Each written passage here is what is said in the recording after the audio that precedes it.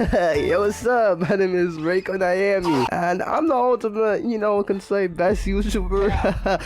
Guy who uploads every 5 months, comes back and makes a very terrible video. And today's little internet rant is gonna be about a video game franchise that I'm sure a lot of you probably don't know, and some of you do. With this interesting storyline, this interesting plot twist, and it's interesting characters that many of you probably seen from memes that came on the internet round and round and time again.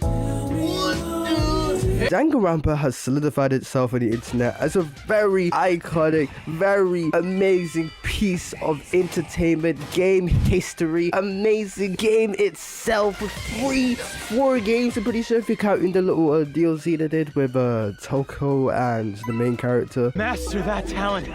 Do it for me! What y'all got me playing? It's become so loved by many that we have people dressing up as the characters from the game. Monokuma, you have the... We don't talk about the Nagito cosplayers. But you got real supporters and real people who love the game, and I would like to conclude myself as one of them. From finding the game in 2020 from a YouTuber named BG Mike, who was uploading his own little let's play of Danganronpa. Oh my god. Oh, it starts! I did not mean to bump into you. Sayaka? Sorry. Are you okay? Are we gonna fall in love? I was a really big fan of him at the time, so I was like, you know what, I'll give this a try. I'll click on this series, I click on this playthrough. And slowly but surely, just from the first episode alone, storyline, the music of the game, the interesting concept of it all, I was intrigued. I was certainly addicted because I clicked on the next video because he already made like a bunch of videos playing the game already. So I was like, hey, I'm gonna click on the next one. Then I click on the next one. Then I click on the next one. And then I click on and then he just like, it was a weekly series. So I had to wait a week for the next video. So kind of starts my binging habit.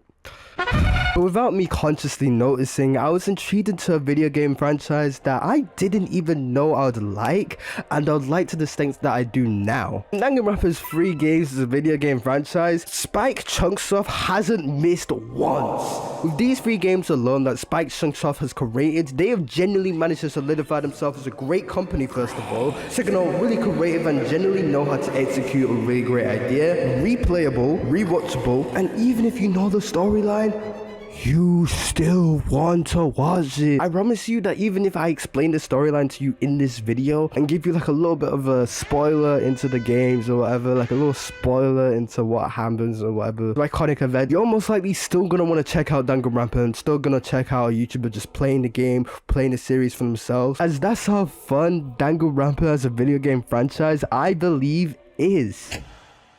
So without further ado, with me overhyping the hell out of this video game franchise series, let's explore into the reasons to why I believe Danganronpa is a video game franchise series that just simply can't be recreated. And how we're gonna do this? Well, fellow viewer, I have a little bit of a game for us. Let me introduce you to the Spike scale. Why is it called Spike, you ask? Because Spike from Cowboy Bebop is my favorite character. With the 3 elements we're gonna be talking about in today's video, we're gonna be using the Spike scale in order to rate all of these elements and actually get an accurate rating of what I would give Danganronpa compared to other video game franchises, and overall just looking into the reasons to why I believe Danganronpa is something that we will never ever see ever again, and why I believe there will never ever be another Danganronpa. Oh, see a little narration voice, dude.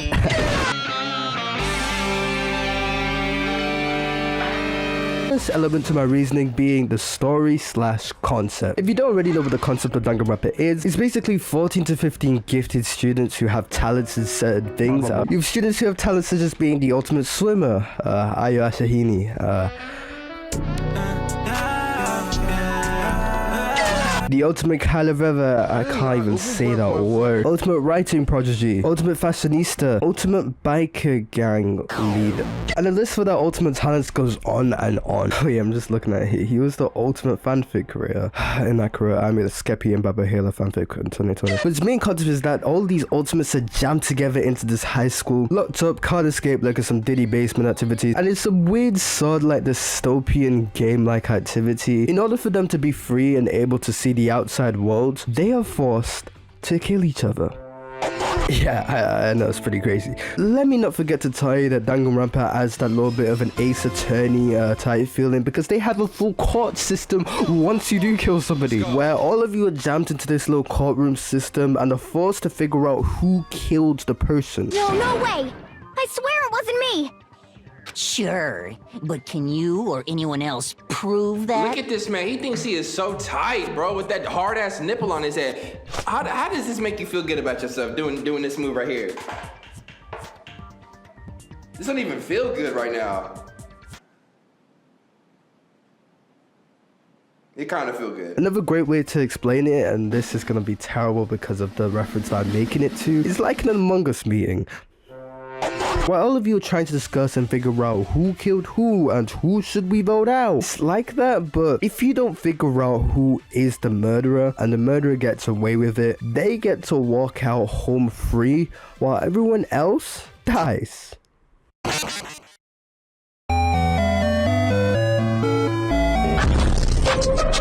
Yeah, spikes and stuff. That concept is a little bit too creative, a little bit psychotic. It's a really interesting idea, and it definitely holds your interest for just the entire game series, as you're constantly wondering as you're exploring these characters' stories, figuring out who they are, what impacts they had in life, and generally just figuring out their backstories. Sure. Yeah. Name's Mondo Owada. Nice to fucking meet you. Holy crap! It's generally something that keeps you gripped and hooked for the entire series, as you're just genuinely wondering as you're exploring these characters' stories, figuring out what impact they had in the world to make it so they become like these ultimate, like best of the best people at what they do, such as Iowa, Ultimate Swimmer. If only she was a fiction. And to the point where you become obsessed with these characters, to the point where you just don't want any of them to die. But you know one of them are gonna have to. What? Oh, Then he was I know that you have a little bit of an understanding of the story / concept and generally know what type of game we're getting into and franchise we're gonna get into. If I was to rate the story and concept alone, I'd generally have to give it on the spike scale something like a 7. The general idea and concept of Danganronpa is something that really does carry it hard, but I'd like to argue, as great as the story and concept is, that the characters of Danganronpa generally manage to carry and convey and execute this idea to its fullest. But before we get into the characters, I did want to analyze the music of Danganronpa. Don't ask me why it's an extremely British, I just decided to. We need to discuss the music of Danganronpa, as I believe these 4 soundtracks alone are amazing and iconic in their own way. Danganronpa. I feel like people are gonna get angry for saying Danganronpa instead of Danganronpa. Danganronpa. I really do love me some Danganronpa. Just by taking a quick look at the Danganronpa OST, you can see that there's 32 million other people who have listened to this, because a lot of these songs are really good and well composed by Masafumi Tadaka. Masafumi Tadaka. A lot of these songs are pretty great and well composed by Masafumi Tadaka. I probably fumbled that. This guy. Basically this guy. Look how cool he looks. Swag. But just to play you a little bit of an example.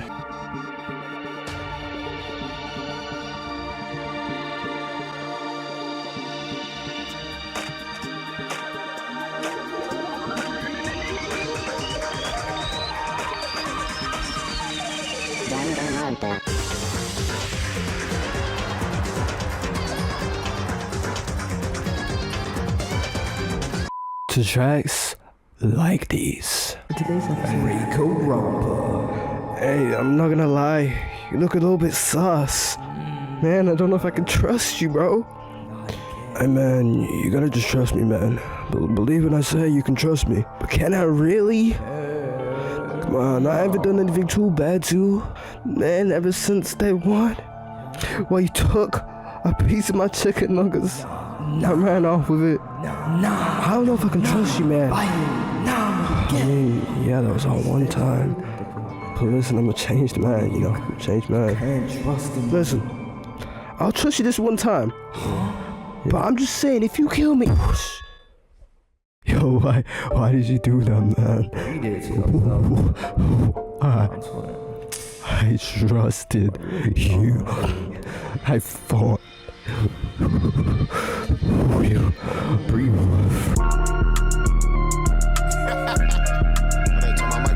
These tracks are so good that you probably heard popular YouTubers like Raeiko the Giant, Berlin, what is this called? Play tracks from this game in their videos. I don't know who these random people are in my house, but... And why is that reason? Because the soundtrack is good. If you make a good soundtrack, people are gonna want to use it. People are gonna want to watch it. And it's the reason why the soundtrack alone has 35 million views. It's because a lot of people like the soundtrack. It's a good soundtrack. Honestly, the example I gave, probably a bunch of you probably might not know who Raeiko the Giant or Belize is. Raiden, show me who did it. She kind of bad though. Is that Frost? But the reason why this music resonates to so many other people is generally just based on the fact that like how they appeared in pivotal moments of the game. You think you're my fucking dad or something? No, I wasn't. You son of a bitch. You. This nigga socked me dead in my shit. Hold A up. lot of the game's music that I showed you using the little examples of skits appear just like a regular TV show in moments where, hey, if you have dramatic music, you play in a dramatic scene. Yeah, you have hype music, you play the scene where everything's good, everything's vibey. It's made it so when you get into a scene of the game, you can already expect the music that's going to be played. Warm and wet. So wet and warm.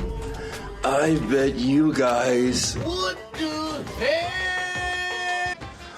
What? I remember that lawyer / Among Us type thing that I was talking about in the game where you have to like figure out who's the murderer based on everyone else's suggestions. In times like those, you'll have music like this playing in the background and making the whole story just feel way more intriguing and way more engaging. Honestly, I know it's common logic that like music has to be used in like areas of a game or movie or just any piece of media like this to convey the moods to the audience of what they're meant to feel, but Danganronpa just manages to amplify the scene at hand to a whole nother level. Take an example from Belize's Let's Play. To be clear, whoever did move the body, it couldn't have been Hero in the robot suit, correct? No, wait. You see how they convey the mood on you need to be scared, you should be worried. The music helps out the game so much and generally is a staple in the Danganronpa franchise alone. Honestly, go up to any fan person who played the game and just ask them if they find the music of Danganronpa to be something of an iconic soundtrack itself to any track that they listen to. Either way, experiencing the game and having those key moments like the trials of the people who get voted off, killed in oblivion, and iconic moments in the game's history, he flooded back into their memory like a fucking sewage system,